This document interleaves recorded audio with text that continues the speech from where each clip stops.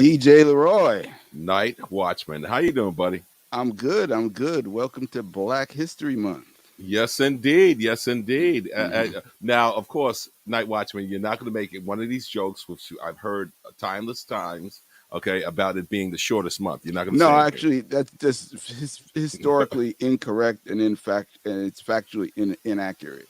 Oh. The reason why February was the month was because Carter Woodson, in founding what was then the Negro History Week, wanted to do it in honor of Frederick Douglass, whose birthday is February 14th.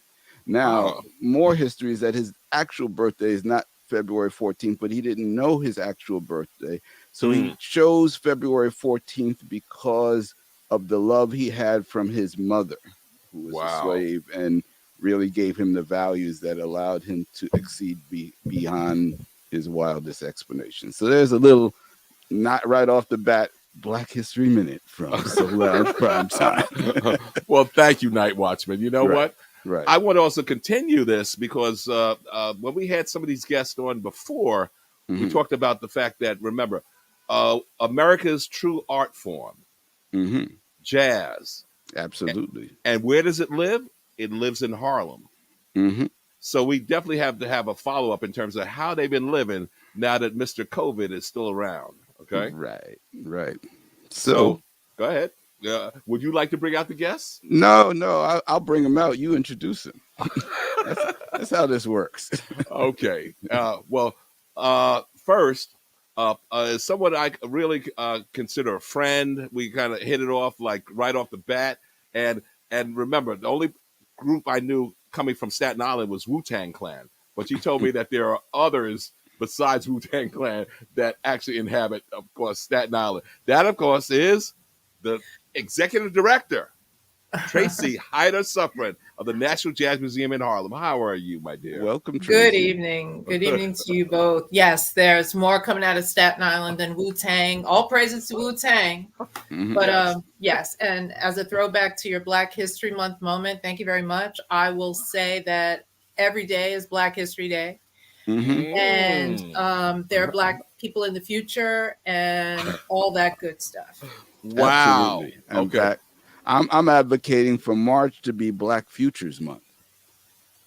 Well, we've got June on lock with Black Music Month, and so we've got February on lock with Black History Month. March and April is National Jazz Month. So pretty soon we're taking over the world by taking over the calendar 1 month at a time. Well, we got to fight. We have to fight against eracism. That's right. Oh, that's right. Night Watchman, very good. Yeah. So of course, these next two folks that we're going to bring on stage also became fast friends. I loved his energy the first time I actually met him when he came to my office. That, of course, Dakota Pippins. And then not far behind, of course, C. Kelly Wright. She is like the homegirl that I never had. So we both of them are, of course, founders and directors of Harlem Late Night Jazz. C. Kelly. Hello. Hey, what's up with your camera? I'm not seeing your beautiful face. There you go. Hi, guys. There we go. All right. So, yeah, I switched so I could Okay. this party. Yeah. As a matter of fact, Night Watchman, her camera looks as good as mine. So hey, she I don't know, but I'm drinking milk. Non-dairy milk. But, one of the things I definitely have to ask you all is that the last time we actually had spoke, we were definitely in the midst of COVID. Now I think we've actually been able to accept the fact that it will be here for a while. So we have to learn to adjust to that fact. So Tracy, please do tell us, how have you been adjusting to the fact that COVID is here? Well, that's a two-part answer, I guess. One is in personal and family life and day-to-day life, and the other is related to work. I think we all heard the report either out of the CDC or it might have been New York State or New York City that said by the early middle of this year, I believe was the date the pandemic, or rather the the crisis, the corona crisis, will be endemic. So Mm. it'll just be a regular part of our existence, which Wow. is, conspiracists among us like me have been saying that from the beginning. But the rest of us who aren't maybe so aggressive about it, it's a surprise for us. And so what I think we're all adjusting in a variety of ways. I'm coming to you from my office, my office that's in my apartment. And so I'm working a lot more from home, a whole lot more from home, which means that I'm not on the trains commuting with people. We can talk about this a little bit more later. I don't want to hog a lot of time, but our programming, the way we do our programming has changed. One thing that I'll say right up front is every single thing we offer, all of our programming is online and free of charge now. Nice. So that's certainly changed the way that we work. And with our vision to make jazz and the Jazz in Harlem experience accessible to every person on the planet, we're on our way. Excellent. Oh man.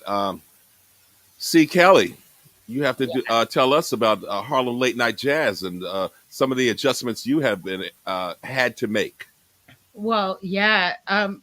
First of all, last summer we took most of our music to the streets, thinking that it was safest and best to offer free to anyone who could stand to use some music, and that was everyone. It was good, and it made us feel more comfortable. Coming back into the clubs, though, was the plan this fall. Mm-hmm. And for the most part, it has gone well for us.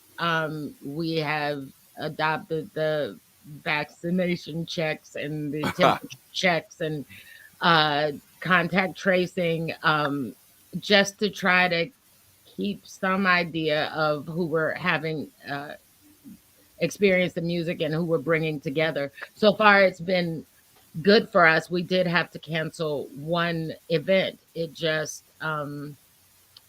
wasn't safe, and it wasn't the best use of anybody's time, energy, and and hazards. So we did. But coming up in the spring, we have some great hybrid and some great outside and some new spaces that we're looking into, because we're just trying to keep figuring out how to deliver it and keep it as safe as we can do. But in this, I mean, I think I was one of those who anticipated that this would be a long-term thing. At the very least, I think we were planning on at least 5 years of finding something else to do. So the partnerships are still working, but we're really thinking more and more about how to take it to the streets and also put it online and make it accessible. I love what Tracy has been doing and what they're doing, because that's where we have to go, I think. Gotcha. Just as a comment, a lot of the established clubs that we have been in, we've been around for 5 years, probably 10 clubs. I'd say more than half of those original clubs, they're not here anymore. There are, we've been fortunate enough. I think what we're really, couple things we're really proud of. One is the American Legion, which has been going on for, over, I think since I've been in Harlem, and that was about to end. But we were able to come in there and partner with the American Legion and keep that program alive on Sundays. And it's thrived. I mean, it's back to the way it was when Selena Clark was there. And another new one, I know you're aware of this, Curtis, is NAMA, New Amsterdam Music Association, the oldest black association in the United States. Founded in 1905, where we started there on Wednesdays. They're different from most of our partners because they're nonprofit. They don't sell liquor. They don't generate revenues from other sources.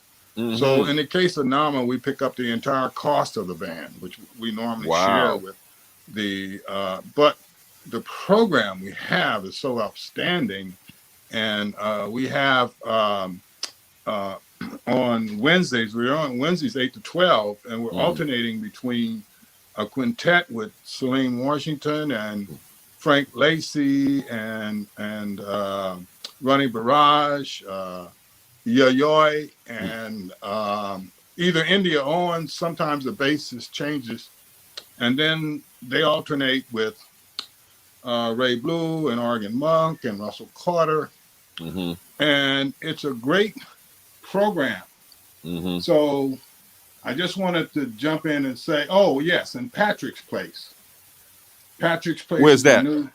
It's on 151st and 8th, and it's a Jamaican restaurant. It's great. The food's great, and we've been there with Patience Higgins. When did we start there, Kelly? July, and it's really probably the closest thing to like the pub right now. James Carter has been in there a lot, and TK Blue, and a lot of the old folks.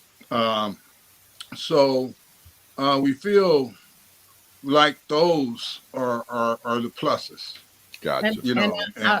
Before we switch the question, I'll just jump in that both NAMA and American Legion are they have indoor-outdoor spaces. So in the summer, I feel like in the spring and the summer, having the access to having people outside and spaced out may serve us, where I'm hoping. Yes. Fingers crossed for sure. And I heard this a number of times. And so Tracy, I want you to definitely comment on hybrid. So National Jazz Museum, what are you guys thinking? Because I, of course, remember the gala in person. That's right. What's your vision in terms of hybrid events? The vision right now, and as I said, it changes minute to minute, dictated solely by the pandemic, right? So right now what we're thinking is that we will return to Aaron Davis Hall and the Marian Anderson Theater at City College of New York with a physically distanced audience.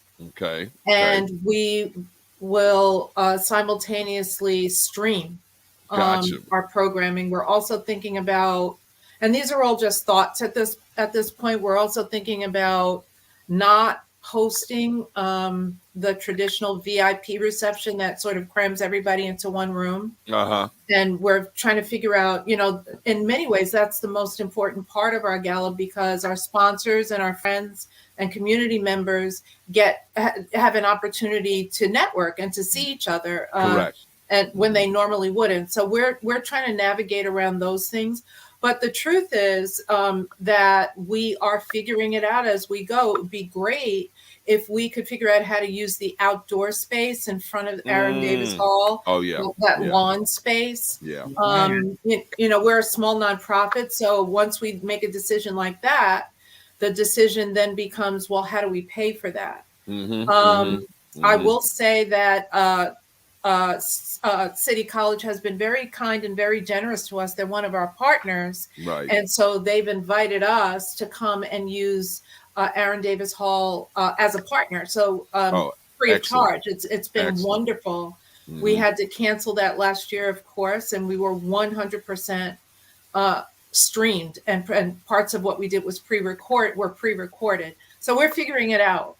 So potentially, let's say if we're talking about let's say hybrid or let's say some indoor type stuff, if the capacity is 300, we're talking 150.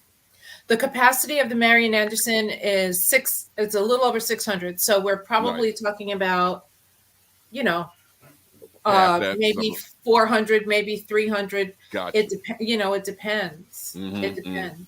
Yeah, and definitely as you said, the outdoor space out there, it's beautiful, that lawn space. It's beautiful. Yeah. But you have to figure it out. It comes with extra challenges. Not only, I mentioned money, but there's setup, there's all these things. And all of a sudden, then we're competing with graduations. What are the graduations going to look like there? So there are a lot of moving parts to it. Gotcha. Night Watchman, I saw you had your hand up. Is that correct? I did not. No, just listening. You are so bad. So C. Kelly. So in terms of what I have certainly discovered, okay, in my other job, we've gone to, let's say, virtual in terms of the webinars that we actually provide. And I have to say that the attendance for them has been like off the charts. And is it because folks can simply roll out of bed and get on a webinar? But there's something that I have to say is sometimes lost as it relates to music with virtual performances. What would you say? Yeah, I think there's I always say inside of me there's a 5-year-old who likes to run things, and so virtual experiences for me are challenging, even the best of them, and that's something that I have to contend with as we discuss and strategize with Harlem Late Night Jazz. I think Dakota and I kind of share that, so we are looking to do something virtual, but it's going to have to hold our attention. Right. And one of the things on that point, Kelly, if you don't mind me just commenting on that point you just made, we do believe that eyeballs are the key. Though most of our performances are in small, intimate spaces. And in those small, intimate spaces, there's an energy. I mean, I know you guys know what I'm talking about, an excitement that you can only get with live music and the interaction between the audience. If we can capture that on broad video in kind of unique manner, and really bring that Harlem jazz, late night jazz experience, if we can do it, we think it could be powerful. So we do see streaming our performances, and if we can fix that. I mean, me personally, I obviously I love jazz. I watch a lot of jazz performances. I think of BET Jazz, and most of them, unless you're in a particular mood or mode, or you're looking for them, you kind of flip by it, and a lot of it is the way that it's filmed, which is kind of unexciting. Gotcha. Where if you have the live experience, it is exciting.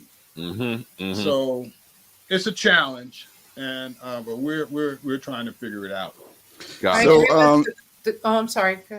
Yeah, I was going to say, Dakota, you mentioned eyeballs, but you also, I know that you and C. Kelly have also garnered a following on Clubhouse. And so how has that that social media platform worked in terms of helping to just expose people to what you're doing and just kind of capture the interest of people who love jazz? I'm going to leave that one to the queen. She runs Clubhouse. Not at all. But you know, our little corner of the sky, it's very active, and we host a 6-hour room on Clubhouse every Friday night from 10 p.m. 6 In other hours words, tonight. What That time is do the you base. start? We go from 10 till 4 a.m. and then and beyond. And the beyond space generally is longer than the actual space. So we generally run for 12 hours. C. Kelly. Woo! Go ahead. It's ridiculous. And I do not know what these people are looking for. But no. I will say, C. Kelly, the first time I joined, y'all wore me out. I was like, when are they going to stop talking? Just never. Just and you don't want to leave because there's so much great information and there's so much great back and forth. But I remember taking my phone, laying in my bed and taking my phone and resting it on my forehead. But I didn't want to miss anything. Right. It's so random. Like if you could even know, like, I'll listen during this time or I'll cut it off, or I'll go out, because you just never know what's going to happen. And I kind of wanted to create that space, but now I have to I have to live with it. So But there is a bit of what you get live, which is not just the music. Obviously, music sounds much better live, no matter how you slice it. But there was also that interaction, that being with people that you created online. And I mean, I guess it's also gives a clue to how do you make the hybrid thing work, because right. hybrid is all about trying to bring in elements of the live when you can't be live. And I think that in terms of you guys jumping into Clubhouse, that was an innovative way to just get the feel about, hanging out. That's what it is. You're still hanging out late night and joking and being with people, even when you can't be with them physically. So I thought that was a great move. Yeah, thank you for that. The great thing about it is some people just associate Harlem and Harlem late night jazz now because they've been exposed. So it's like, okay, so now they come to Harlem and there's so much to choose from, but this is their entry point. So I love being that. I wanted to create a space for musicians during the pandemic to just be able to get together and chop it up and play music and talk about music and literally play music, and it became a whole different thing. And now that the world is semi-open, it's even more challenging to have musicians in there because they're always working or hoping to work or out Friday nights. So it's more for the music lovers, the true music lovers, and we get people all across the globe. So nice. Astrid from the Netherlands, she spins for us every morning after she wakes up. I have Peter in Thailand. He's always and Kia's in Italy. Wow. And I wake up in the morning and my room is being run by no one in the country. And I love it. Harlem late night jazz global. Right. Harlem's a global brand. Somewhere all the time, right? So so they're really picking up on that idea. Like they come in and it's night and they're like, "Oh, I'm so glad you guys are here." And I feel like, "Oh wow. I really can't." But I love falling asleep and waking up in that room. It's great. Nice. So, yeah, but it does help to share the message all across the globe. And speaking of that, like to me, that's a part of the virtual element that we have to capture. Like there has to be somebody live. I host most of our events, and just having a host available and present who's paying attention to people and the energy and the vibe, it makes a difference in the live setting. So if we have something virtual, there has to be some people helping navigate the experience live, I think. Gotcha. Is my biggest piece that I want to bring to it. How are the musicians faring through all of this? Well, rough. Things are getting better. I think during the summer when things began to loosen up, a lot of musicians that had no gig began to get gigs. But even some of those gigs were canceled, or a lot of them were European gigs or whatever. It's not back to where it needs to be. What would you say, Kelly? I mean, I found that people thought that musicians were so desperate to work that they would work for anything. So I found so people didn't necessarily rally around musicians. So musicians fared all kind of ways. If they were poised to take advantage of the very many things that were out there and available, then they're faring okay. If they were not, then they're still not. Wow. If, for example, if your taxes weren't able to be completed, then you didn't participate in the stimulus. And for musicians who couldn't get their work history right, then you didn't benefit from the unemployment. Or, there's the PPP money that was going around. You were either poised for it or not. So Gotcha. people who were ready to make a shift fared okay, and but the ones who didn't probably are worse off. Now there is no unemployment fallback and supplements, and that I noticed that shift kind of the very next month. Wow. Like musicians calling to see, is there work? Like, well, there's also the fear factor, just to add to what Kelly's saying, as another factor with the musicians, because of health or age, a concern that they have about performing in certain spaces. Gotcha. And that has prevented a segment of them from really getting out and getting back into the business. Gotcha. Did you notice that as well, Tracy? Well, yes, and I've noticed that a lot of musicians, or some, I don't want to pretend I know all musicians. They went and got day jobs, right? So musicians who were making a living being musicians, being artists before the pandemic, now have day jobs. So that they can pay rent and that kind of thing. Some of the international musicians are having visa issues now.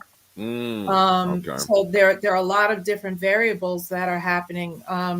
Some musicians who were able to take advantage of the pause in rent really needed that pause. And now that the work hasn't necessarily come back, now what do?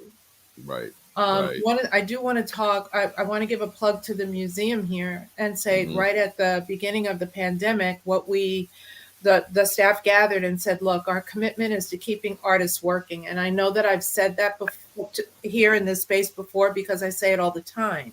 And the reason I'm saying it today is because we literally took a tally of how many musicians we've been able to give at least one gig to since the pandemic started. Nice. And that number has reached 210 musicians as of today. And we're really proud of that. But one gig out of the National Jazz Museum in Harlem doesn't mean that you're returning to gigging. And I agree with Dakota.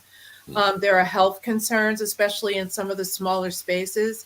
It's winter now. And so musicians aren't gigging outside. That's right. Yep.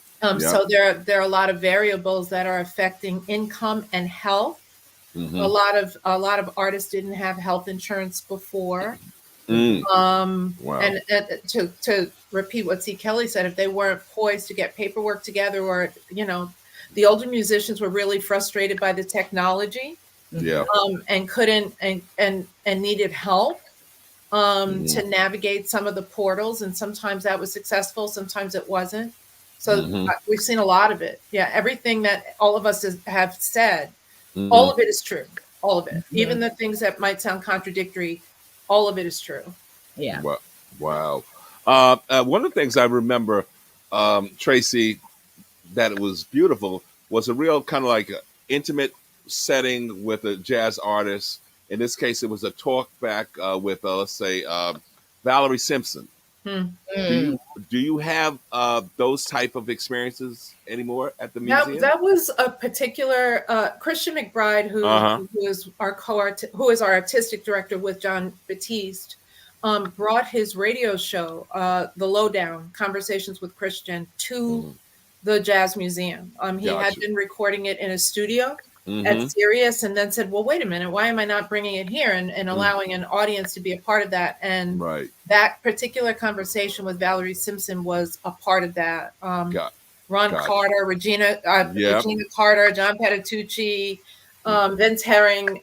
We've had so many people there. We haven't brought it back yet. And there's a multifold reason for that. One of them is that after finally reopening the museum on July 8th, after having been closed for a year and a half, we reopened to an abbreviated schedule. And then in January, with the Omicron variant, we closed again. So as we were planning, what is our programming live in person going to look like? We were hit with the variant. And then every month we were doing a family jam session hosted by David Dura at the museum, and he passed away. Oh, wow. And so, yeah, he passed away. I don't want to misstate it. It was a couple of months ago. Okay. So every time, there's a 1-2 punch every time. But on the upside, we are reopening again to an abbreviated schedule, but we'll reopen on February 10th. And to a really big deal. We're going to reopen with our first ever collaboration with Disney. And we're bringing a Soul exhibit, an exhibit of the movie. Oh, nice.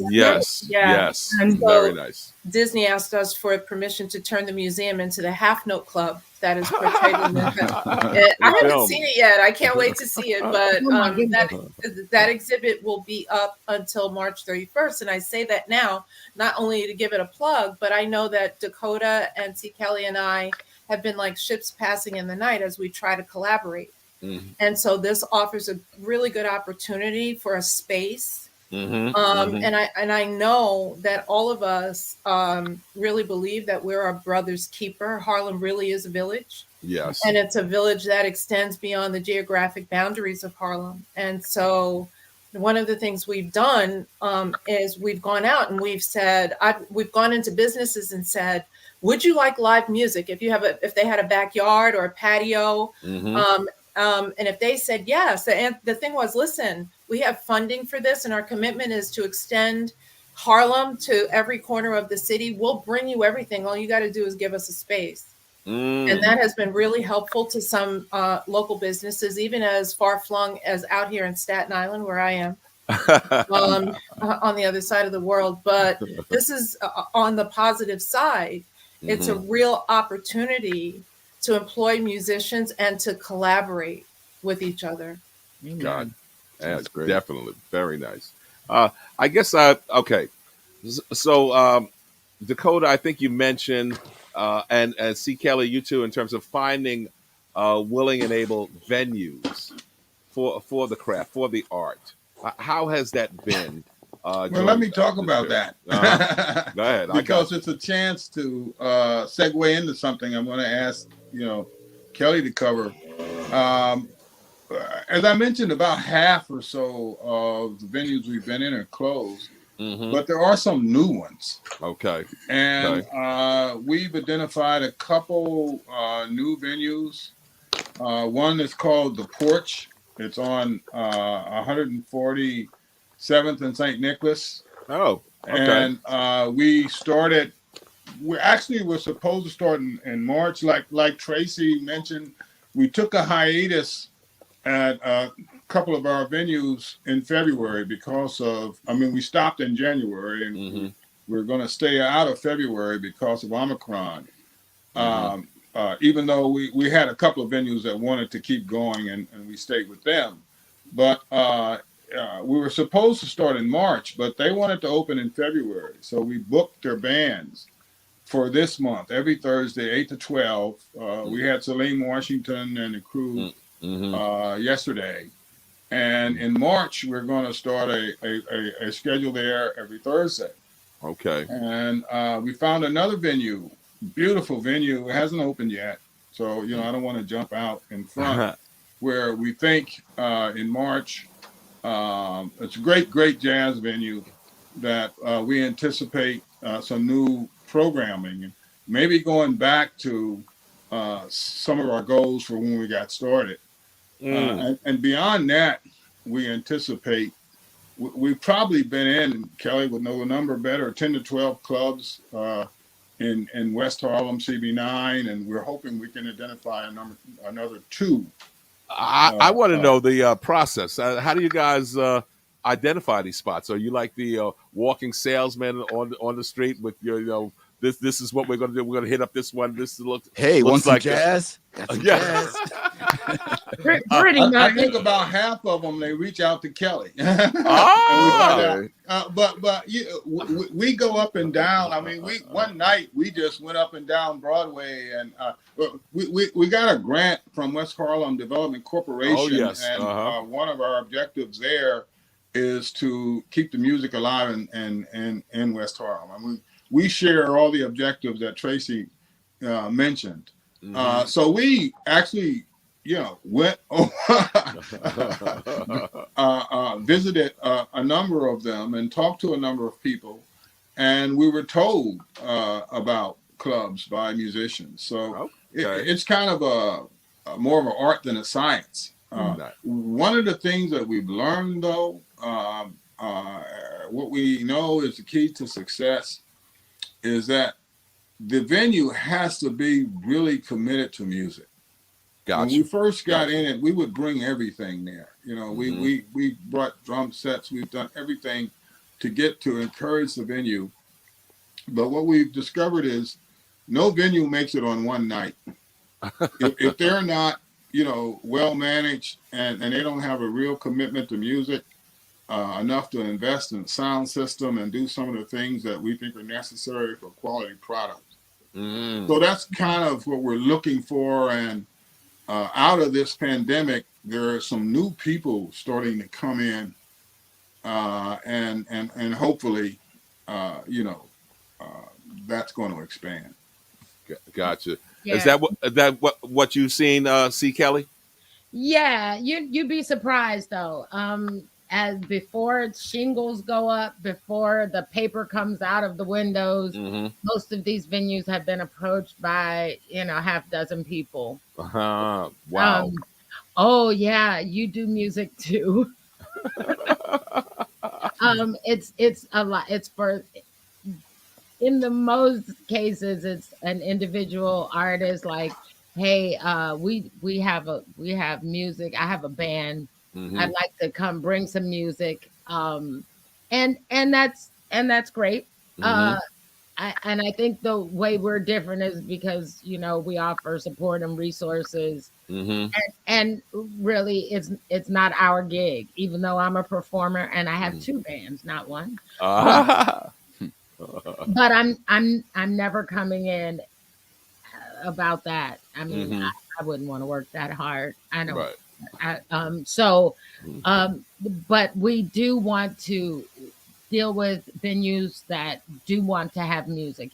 Patrick's Place had probably none of the items that Dakota listed, but they did have a commitment to have music. They were willing to do it. They didn't want to throw in a bunch of things. They had a plan for it, but they went out and did it. Yeah, their plans sound solid and realistic. So we invested, and now they do. They have backline, they have sound system, they have lights and more lights coming. They even from the outside, they didn't want to put up a sandwich board. They wanted a particular kind of awning. They couldn't get it, so they just had Patrick out there telling people to come in. But now they have what they want, and it looks nice. You know what I mean? And so we have the food's great, and we're there tonight, 8:00. I'm giving a commercial. Yes, I do double duty every Friday night now. Gotcha. Yes. But it's been great. And when you have a venue like that, then you can really grow. And you can envision, you can strategize, and you can plan, and our success measures have to do with the club's success. So a partnership with us is a partnership. So I'm glad, and it is good to not deal with people who don't care one way or the other. The music happens, or the band gets paid, or it's just not a good recipe for what we're trying to do. Well, just a little more about Patrick's Place. I mean, Kelly, it's a wonderful place. And it's a Jamaican restaurant. It's small. The food's great. But a lot of the musicians are beginning to adopted. Wow. And I could run down a number of, really high-powered cats that come in there on Friday because Patience Higgins is there every Friday. Oh, yeah. A So legend. there's a consistent Yep. quality. So I just wanted to make that plug for Patrick's Place. Okay. Night Watchman, so you can do a road trip, huh? Absolutely, absolutely. But it's funny because most of the other venues you named earlier, I'm within a block of the American Legion and NAMA, just a couple of blocks away from me. But I don't mind going up a little bit further to hear some good music. But Drinks on me. Oh, okay. I'm joining now. I'm joining. Now And we're talking. the porch Okay. stage is beautiful. Mhm. They've designed something really beautiful for the community. The back line is beautiful, Okay. and complete, and I love that. So I'm excited about them too. I'm excited about everybody. I mean, the work you guys are doing, I don't know, do you guys think about the legacy? I mean, jazz in Harlem, we're talking about almost 100-year legacy, and some form of it has continued to be here, and it's so much a part of the Harlem culture and the whole environment. It's the listening, it's the audience, it's that vibe that Harlem gives. So do you guys think about that during your day-to-day, or are you just out there doing it because we love the music? Every day. Every minute. That's right. I want to comment on that one. I'm sorry, Kelly. I want to make a comment about the Jazz History Tree, which is a history of this music. You can go to jazzhistorytree.com. It goes back, covers 35 genres. I think you actually, when you first met me in my office, I think you showed me that. Yes. And Okay. there are about 100 videos loaded.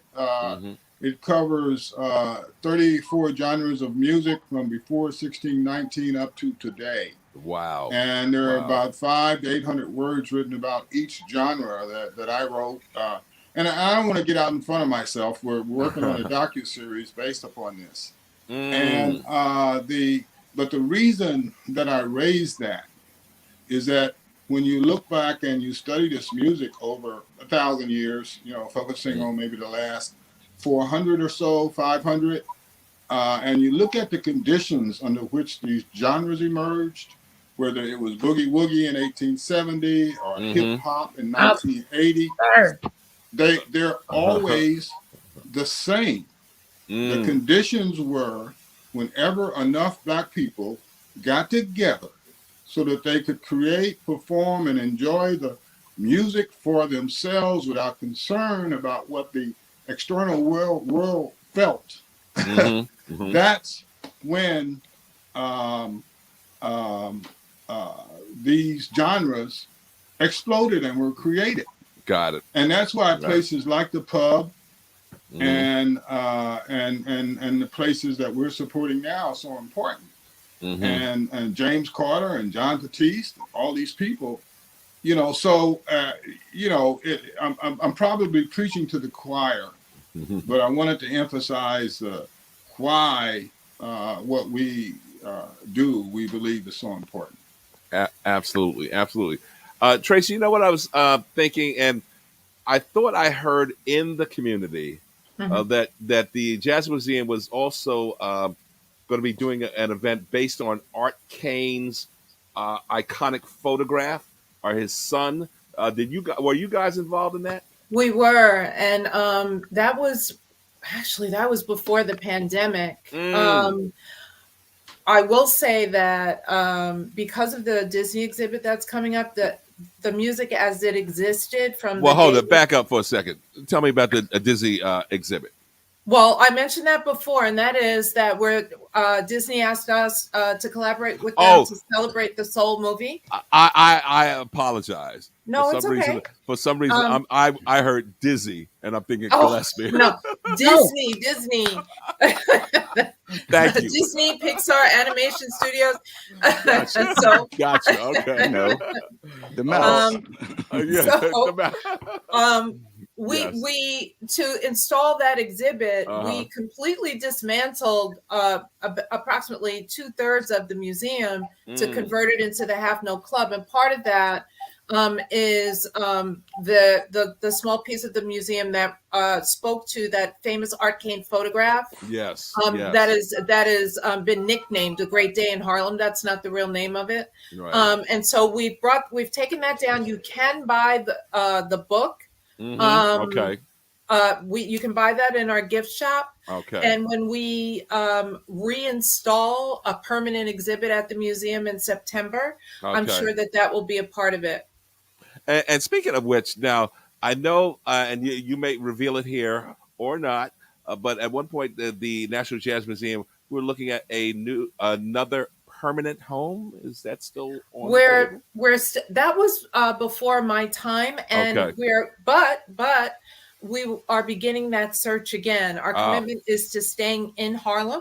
Beautiful. Right now we're in Central Harlem on 129th Street, near the corner of Malcolm X Boulevard. And we're committed to staying in Harlem and preferably in Central Harlem, but we will begin our search for a permanent home again very soon.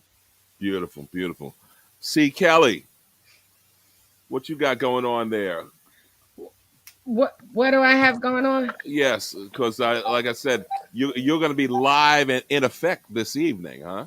This evening. Well, actually, not this evening, because technically this evening is Monday. Well, that's right. Night Watchman. But you can catch them every Friday. Yes, at Patrick's. Friday. And then on Friday evening, you can catch them on Clubhouse. Yes, that's right. And also on the 12th of February, you can catch me and Soul Power Band at Patrick's Place. Occasionally, I do bring the guys out to play. Ooh, all right, nice. Soul Power. So yeah, it's February 12th. It's the beginning of Patrick's Place anniversary week. So they will have events this coming weekend, starting from Saturday, all the way through to the following Sunday. So beautiful. So yes, I definitely going to swing by there for sure. That's closer to me, Night Watchman. Hey, I have go to home and away games, so Lord, because I'm a fan. Absolutely, all of you. Yeah, thank you. Well, I want to know, y'all, in terms of just letting me know for your calendar. I know about you, Tracy, in terms of what's happening with Disney, not Dizzy. But Disney. Not Disney, yeah. Are there any other things that you want that you have upcoming that you want to mention? Well, I want to tell everybody to go to our website, jmih.org, as jazzmuseuminharlem.org, JMIH, and go to our events page, and you'll see we have a lot of really exciting things coming up. There are lots of things coming up, but go to that page. It's always current. Every single thing that you see is free. Nice. Even when we reopen the museum on February 11th, the museum will reopen to the public. Entrance is free, and we want to see you there. And we look forward to resuming our live in-person programming. Wow. You know what? Once again, I definitely have to give some props to Night Watchman because he's on it.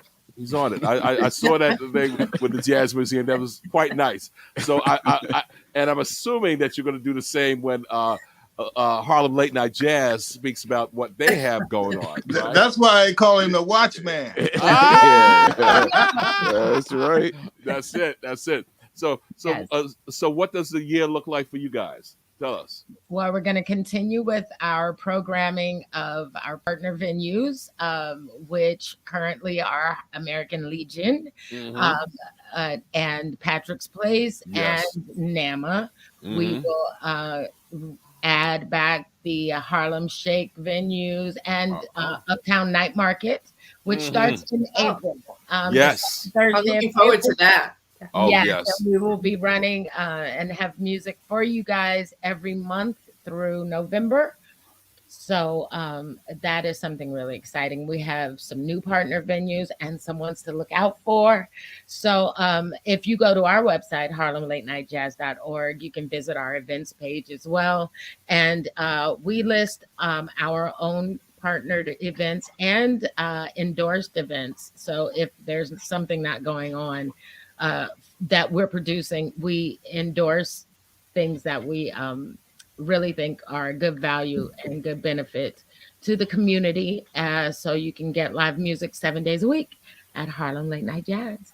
Beautiful, beautiful. And like I said, Night Watchman, hats off to you. I saw that. Dakota, did you see that? Yeah, I sure did.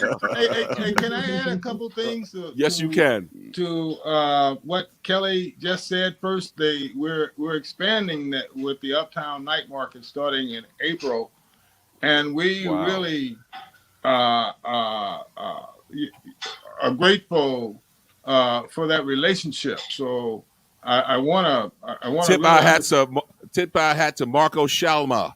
Go ahead. Yeah. Yes, Marco Shalma. And we expect to be doing more things, by the way. And I think this year is going to be even better than next year. And or better than last year, not next year. Yeah, better than last year. If it's better than next year, man, that's no bueno. No bueno. No, Dakota can see the future. He knows this already. No. Yeah. I also want to talk about a Masters and Young Lions program that will start in March at NAMA, because we have Masters musicians, and we'll be reaching out to music schools, like Juilliard and the New School and Manhattan School of Music, inviting kind of their star students and young lions to come and enjoy and jam with the Masters.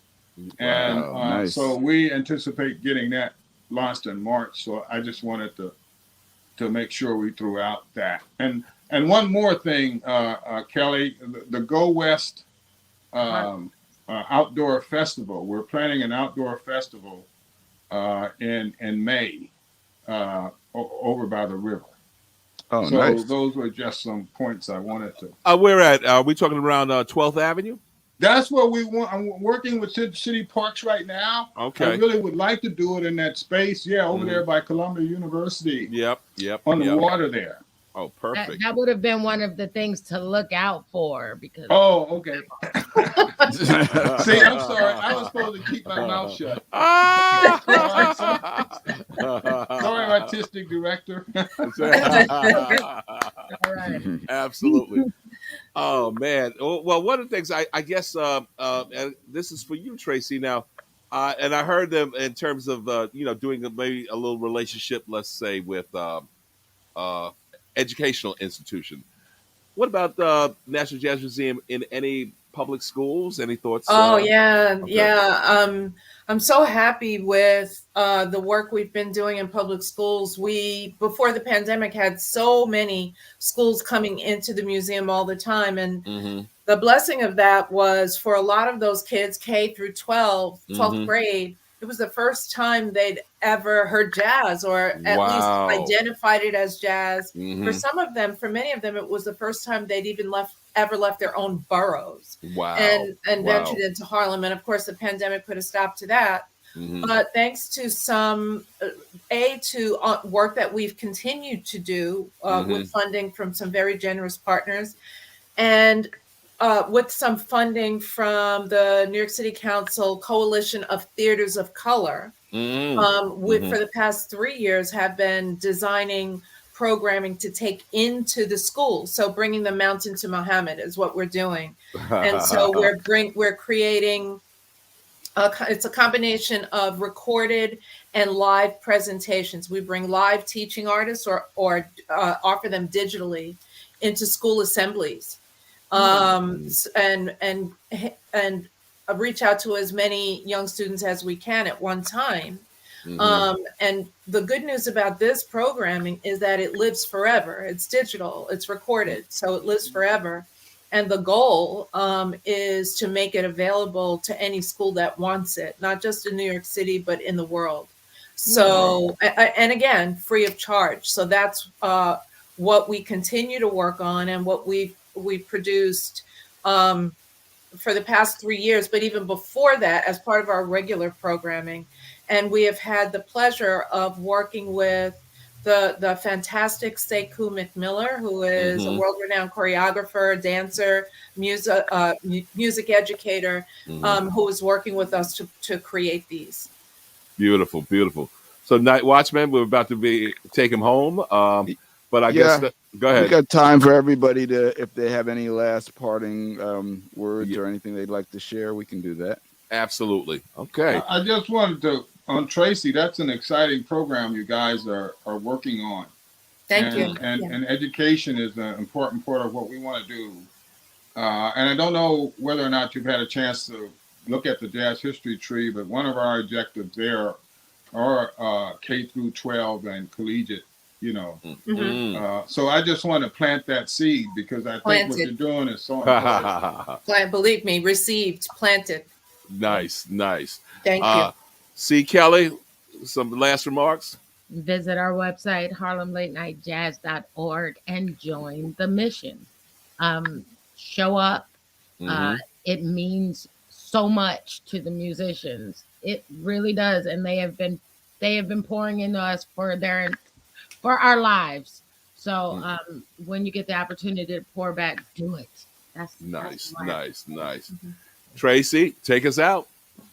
We have some great things coming up at the National Jazz Museum in Harlem. To echo what Kelly said, we've got some big surprises coming for you, especially as the weather gets warmer. Our commitment is to bring the Jazz in Harlem experience to every person on the planet, and that means you. So get on our website, get on our Facebook page, go on YouTube, look for National Jazz Museum in Harlem. Support the music, and that's not only with your gift, but it's with your presence. It means everything to us and to the artists when you show up. Excellent. Night Watchman, it's you, buddy. So you have been listening to Soul Lounge Primetime. We are on WHCR 90.3 FM, the voice of Harlem. I'm gonna crank up the drone shot so we can go out on this. We're also live on Monday nights on YouTube and Facebook at 8 o'clock. We're live on WHCR 90.3 FM at 7 o'clock. You can always find us on Mondays. You can always find Late Night Harlem Jazz on Fridays. Yes. You can visit them at Patrick's or find them on Clubhouse, but you don't want to miss them. So we want to thank our guests for coming and sharing what they're doing to keep this art form alive. And again, this has been Soul Lounge Primetime. Jazz still lives in Harlem, baby. Yes, it does. Hallelujah.